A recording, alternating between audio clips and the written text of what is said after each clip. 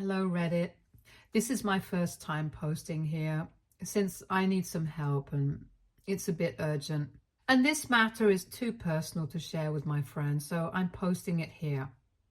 I, 52, female, have been a single mother to my son, 25, male, and have raised him on my own since he was born. My husband unfortunately passed away while I was pregnant with him. He had an aneurysm in his sleep, and by the time I woke up, he was gone. Since then, I have raised him on my own, and I have honestly sacrificed a lot. Something that other single parents can also attest to. And I'm not saying that he owes anything to me because I'm his mother, but a little appreciation would be nice. Unfortunately, he ended up telling me that he did not want me to attend his wedding a couple of days ago because apparently, according to his fiancé and her family, I did not look like I was rich enough to fit in with the kind of people that would be present there. And that was incredibly hurtful. So I did something really underhanded as well. And that's really not in my nature. But I just couldn't help myself. All of this started 2 years ago when he first started dating Zoe. He met her through friends, from what I know, and she belongs to quite a wealthy family. Her parents own one of the top real estate firms in the state, and they are pretty much rolling in money. She looks the part as well, always dressed in luxury brands from head to toe, and she owns 3 cars herself. In comparison, I obviously look like a peasant since I'm just an economics professor in college. I do make a decent amount of money, and it has been good enough for me and my son since that's how I've been able to pay all the bills and the rent and afford to be able to raise him single-handedly for the past 30 years. At least it used to be good enough for us until he started dating Zoe, and then things started changing and getting weird between us. Just for the record, I never had a problem with his relationship with Zoe or her as a person until recently. Even though after the first time we met, my son had called me up later on to tell me that I needed to start changing certain things about my house so that it looked better. He had said that the fact that most of the furniture in my house looked really old was pretty embarrassing for him since he had been to Zoe's parents' mansion and it was crazy how beautiful and shiny everything was. So he wanted me to at least put an effort into making my home look better. And we had a fight after the first meeting because I did not think that there was anything wrong with the way my house looked. And the fact that certain things were really old just meant that it had character. I did not want a shiny, glamorous lifestyle like Zoe or her parents because I knew that I could not afford it, and I wanted to live within my means. I was perfectly happy with how my life was, and I did not have any complaints, so he had no reason to be complaining about it either, because some of the things that he wanted me to replace, like some furniture and stuff, had actually been picked out by my late husband, and I really valued them. So we got into a fight back then, and I told him that if he was so embarrassed of me, then maybe he shouldn't have introduced me to his rich girlfriend in the first place. And then he realized that he was being a jerk and apologized to me later, and we were able to patch things up. But after that, he never brought Zoe over to my place, and I only met her a handful of times. And I met her parents once when they got engaged, and I attended the party that they threw. Even then, my son had a lot to say about the way that I was dressed, and he said that it was an engagement party, so I should have put more effort into how I dressed. But according to me, I was dressed perfectly fine. I'm not stupid.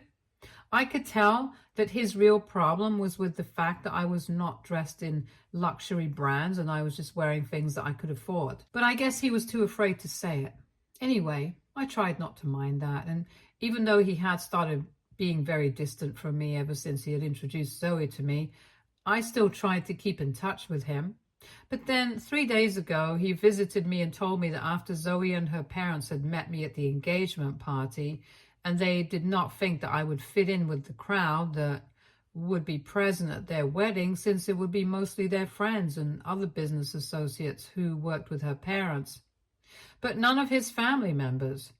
And since Zoe's parents were funding most of it, he thought that it would be better for him to respect their wishes. He even said that he would have a private ceremony later on and I would be invited to that. But for now, he just wanted me to understand where he was coming from, because ultimately he did not want me to feel out of place. I was very hurt when he said that and I started crying. But then he got really exasperated and said that there was nothing worth crying over this because it was just a fact that I did not look rich enough to fit in there. And he did not want me to embarrass neither myself nor him.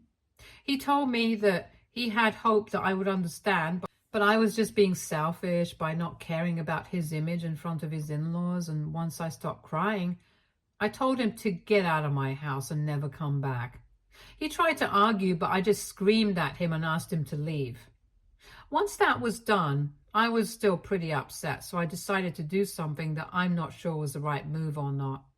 So a couple of weeks ago, I had actually helped him get the venue that he wanted for his wedding. When I called him to check up on him a couple of weeks back, he had been telling me that he was struggling to finalize the venue. Apparently, the place that he wanted was something that Zoe had her mind set on, and it was not something that had been listed in the properties that their wedding organizers had shown them. But it was a really beautiful place, a little out of the city. However, the owner was not willing to put it up for rent and had refused to let them get married there. And he had been trying to negotiate with this person for ages, along with Zoe's parents. But he just refused to give it up, no matter how much money they offered him. And Zoe was equally stubborn. She had refused to even consider any other place. And now there were just a couple of weeks to go for the wedding, and they had even sent out invitations with that address printed on them on Zoe's insistence. But they still hadn't been able to finalize the place and were still trying to negotiate with the owner. When he told me the name of the owner, I realized I knew this person. I realized I used to go to college with this guy, and I immediately thought that maybe I could help him out, but I wanted it to be a surprise, so I just told him I was sorry about it, and I hoped that things would work out for him somehow. But then I decided to reach out to this guy somehow, and after speaking to him for a couple of days, I figured that the reason he was not willing to rent out his property for any events was because him and his wife were worried that if they allowed events to be held there, the people hosting would trash the place, and it had happened a couple of times before. So they did not want that to happen, and they wanted to preserve the natural beauty of their property. But I told him that this was my son that we were talking about. Since he knew me personally, I could vouch for the fact that none of this was going to happen. And on top of that, Zoe's parents were also the owners of the top real estate firm, so he did not need to worry about whether the place would get trashed or not. It took me a while, but after a few days, I was finally able to convince him, and he agreed to speak to my son. I was also able to convince him not to mention my name because I wanted to tell them about it after the wedding and surprise myself. Anyway, once I was able to convince him, he agreed to it, and my son was really happy. He did not have any idea I was behind all of this, and I guess that was why he was so confident when he told me that I was not wanted at the wedding. Anyway, after he paid me that visit, I was very hurt, and I decided to call up the owner of the place, and I explained to him what had happened just now. I did not intend to overshare, but I was so upset I just ended up telling him everything, and he literally had to comfort me, even though we are not particularly close. But him and his wife were really kind to me and told me that they were going to back out of the deal because they did not think they wanted to have anything to do with such an ungrateful person. I thanked them, and the very next day they told me that they had returned the money that they had taken in advance and had informed them that they would no longer be able to rent out their property to them, so they had to look for someplace else. Zoe's parents had apparently been furious and had even threatened to sue them, but they said they did not care about any of it. There were still 2 weeks to go for the wedding, and the papers that they had signed clearly stated that they were perfectly within their means to cancel up to 1 week before the event was supposed to be held. So they couldn't exactly sue them on any legal grounds because they had stuck to the contract. It's not their fault. They didn't get their lawyer to read the fine print in a hurry. So now they did not have a venue, and I felt pretty vindicated. So much so that I decided to put all of this in a letter and send it to my son. It was a petty move, I agree, but he had hurt me a lot over the course of the past couple of months, and I just couldn't tolerate this anymore. So I explained everything in my letter, and instead of posting it, I went to his house that evening itself, knocked on the door, and left that letter on the doorstep before driving back home. To make sure that he wouldn't be able to reach out to me after that, I decided to block him as soon as I got into the car. And later that night, he paid me a visit once again, but this time he cut a much more sorry figure. He told me that he had come over as soon as he had finished reading the letter, and he was here to apologize because he had no idea that I was the one who had managed to get that venue for him. He was literally crying and said that he was really sorry about the way he was treating me, and he had no idea that it would hurt me so much. But now he had spoken to Zoe, and even she was quite upset. So he needed me to speak to the owner and fix the situation for him. Because there were just 2 weeks to go before the wedding, and all the invitations that had the venue's address printed on them had already been sent out. So they really needed my help at this point. He started begging me to help him out, but I told him that the way that he had been treating me for the past couple of months, ever since he had started dating Zoe, had been absolutely unacceptable, and the things that he had said were really hurtful. So I didn't think that I wanted anything to do with him after this, because I had believed that I had raised a good man. But he had been extremely shallow and had decided to side with his fiancée and her parents over his mother. I told him that right from when he was a child, I had sacrificed a lot for him, and in return, I had only ever expected him to be a bit appreciative of me. But he had made it very clear that he was ashamed and embarrassed by me, and did not want to claim me as his family just because his fiancée and her parents were not on board with it and were embarrassed by me. He said that he was going to take it all back, speak to Zoe and her parents, and get them to apologize to me as well. But for now, he just wanted me to speak to the owner and fix the situation so that they could get married in the venue that had been chosen already. I told him that I had already spoken to the owner and I was not going to keep disturbing them again and again. So now they had to figure out a way to deal with this on their own, because I would not be able to help them out in any way whatsoever. And then he started getting pissed off and told me that I was being really unreasonable right now. So I told him that he had to leave because I could not help him out. I was feeling pretty adamant at the time, but he just seemed to give up and told me that I was free to do whatever I wanted. But if I did not help him out this time, I was going to lose him forever. Because he had never thought of me as a vindictive person, but clearly I was being extremely selfish, and he was sick of having to balance these two because it was just so much pressure on him. He told me that he couldn't keep up with this balancing act, but at least Zoe would be understanding. He claimed that he was exhausted and was done with it. Then he left. And since then, I've been worried about whether I have made the right choice or not. So I'm here to ask, AITA for refusing to help my son get back his wedding venue? Update 1. Hi, so it's been a week since I've spoken to my son last, and I still haven't reached out to the owner of the venue to fix anything. I had been pretty conflicted about what I needed to do, but things are clear to me now.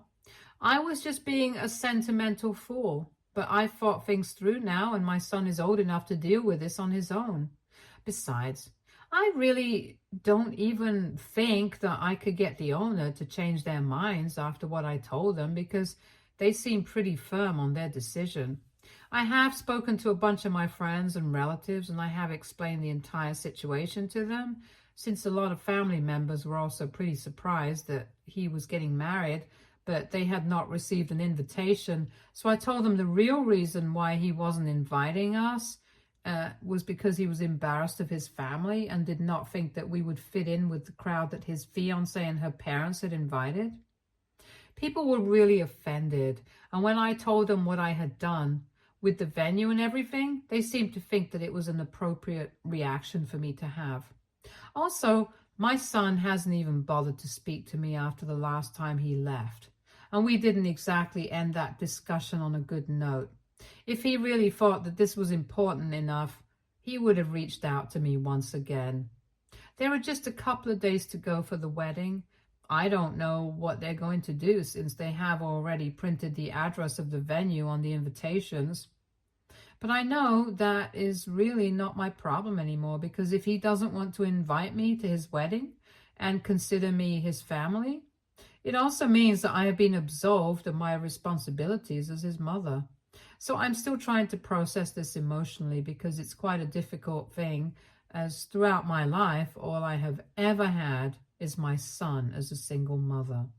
But in my head, I have made a decision and I'm going to stick with it. Update 2. Hi, so there are just 2 days to go until the wedding, and I was really not holding out any hope that my son would reach out to me anymore. But today, Zoe actually reached out to me. It was pretty surprising that she would ask me to speak to her, because I had assumed that she and her family did not want me at their wedding in the first place. So why would she expect me to want to talk to her? But when she called me, I had a gut feeling and I answered the call. I was pretty cold to her, but on the other end, I could hear her trying her best not to cry while she spoke to me and said that she knew that I had some huge fallout with my son. But she just needed one chance to speak to me and convince me to fix things. She said some very strange things, like how she knew I did not like her much and that we hadn't started off on the right foot. But she really respected and admired me and always had. So now she wanted me to speak to the owner of the venue and try to fix this situation, even though she knew that I was in a fight with her fiancé at the moment.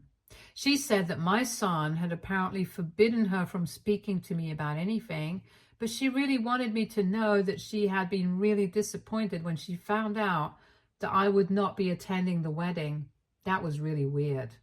And I snapped at her and told her that she did not need to put on an act with me, because I knew that she was the one who had told my son that she and her family did not think that I was going to fit at the wedding, which is why I had not been invited and my son had turned against me because of them. There was silence on the other end for a couple of minutes, and then it went to say that neither she nor her parents had said any such thing, and there must have been some misunderstanding. After that, both of us were really confused. And I insisted that this was exactly what my son had told me. And she, on the other hand, said that she had said no such thing, and in fact my son had told her that I was the one who had refused to attend, because apparently I did not like her and did not approve of her family, because I thought that they were too arrogant and snobbish. Once we had swapped stories, we realized that my son had been feeding us both a bunch of lies, because in all probability, he was the one who was embarrassed and was throwing Zoe and her family under the bus just so that he wouldn't have to invite me to the wedding and show everybody at the wedding that he did not exactly belong to their world. I realized what was going on. My head literally started spinning, so I told Zoe that I would call her back later to discuss this in detail, but for now, I just need a break. After about half an hour, once I had managed to process this, I called her back and we talked about this some more. I told her everything that happened right from the beginning, how my son had always made it seem like she and her family had a problem with me, but she claimed that she had never said any of those things, and neither had her parents said anything that my son had claimed. And she told me that my son had always made it seem like I did not like her family, which is why she had kept her distance from me. And even when he decided not to invite me to the wedding, he had said something else to me, which you guys all know. But he had told Zoe that I was the one who was not interested in attending because I did not approve of her and had actually told her that he was going no contact with me. So she needed to respect that as well. And that was why she had never bothered to speak to me about it until now. I was incredibly hurt when I learned these things were happening because of my son, not because of his partner. Because at least when I believed that Zoe and her family were behind all of this, I could forgive my son, even if it was just a little bit, because I knew that he was under somebody else's influence. But now, knowing that he was doing all of this on his own, there is just no forgiveness for him in my heart anymore. After speaking to Zoe, both of us were really disappointed, and she told me that she had nothing to say to him anymore. After apologizing to each other for the misunderstandings, we hung up. It has been a couple of hours since then, and I'm just sitting in one spot with no idea what to do. I'm pretty sure that after finding out all of this, she is going to cancel her wedding, and good for her. She actually deserves better. And so do I. But unfortunately, I can't exactly find a better son for myself. This is all I have, and every time I think about how much I have done for him and what he did for me, my heart just starts hurting more and more. I'm pretty sure he's going to reach out to me after this, since he's going to be able to figure out that Zoe and I have had a discussion about all of this, and both of us know the truth now. With nowhere to go, I'm sure he'll come back home. But with what he has done, I think he has lost the right to call my house his home and me his mother. Update 3. Hey, so after yesterday's post, I have been grieving the loss of my son. He's alive, but I know I've lost him, and even if he comes back, I'm not taking him back in. At least not until I have managed to deal with this emotionally by myself. But I had predicted that with nowhere to go, he would come back home, and that's exactly what happened today. I figured that once she found out the truth, Zoe would address the problem with him, and that's what had happened. A couple of hours ago, around early evening, somebody started ringing my doorbell frantically, and when I saw who it was, I decided that I was not going to open the door, since it was obviously my son. I spoke to him through the intercom, and I told him to leave because everything that he had done, this home did not have a place for him anymore. I could see that he had a bunch of bags behind him, and he looked exhausted. His face was all splotchy like it would get when he had been crying. But I didn't let that weaken my resolve. And I just ignored it when he told me that he was here to apologize to me and fix his mistakes. I could hear the desperation in his voice, and it was pretty difficult for me to not respond to that, but I just tuned him out. I could hear him saying that Zoe had kicked him out after the fight that they had, and he knew that both of us were aware of everything now.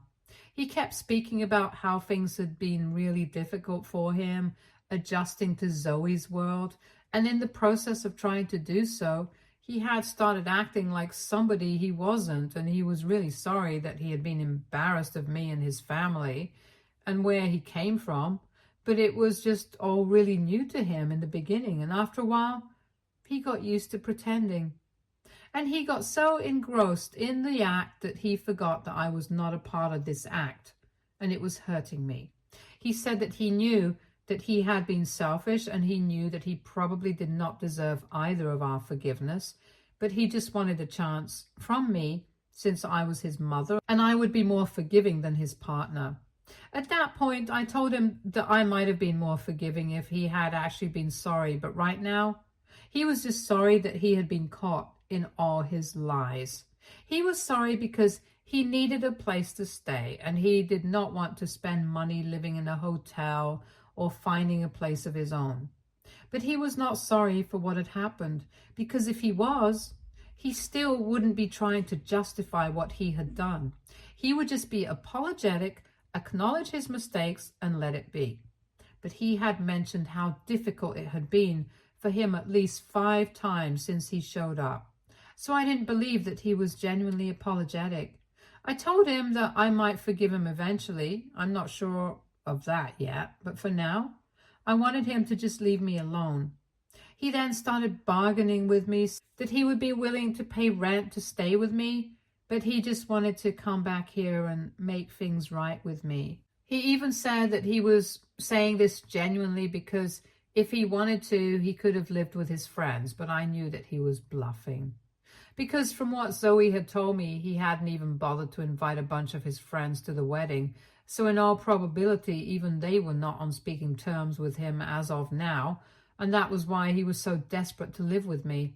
Anyway, after a while of bickering with him, he snapped at me and said that I was just as heartless as before, and then left. I know he's not going to be homeless.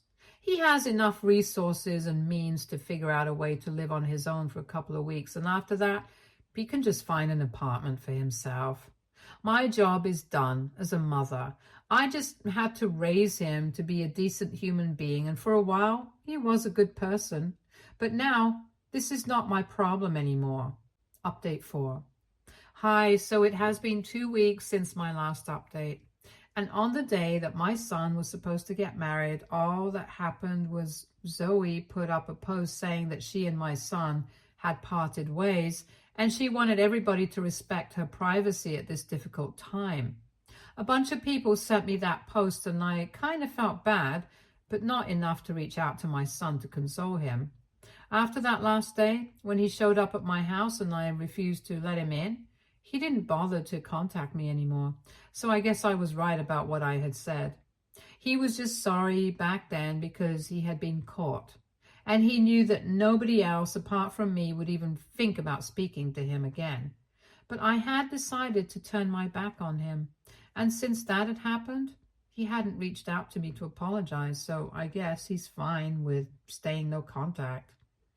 As am I.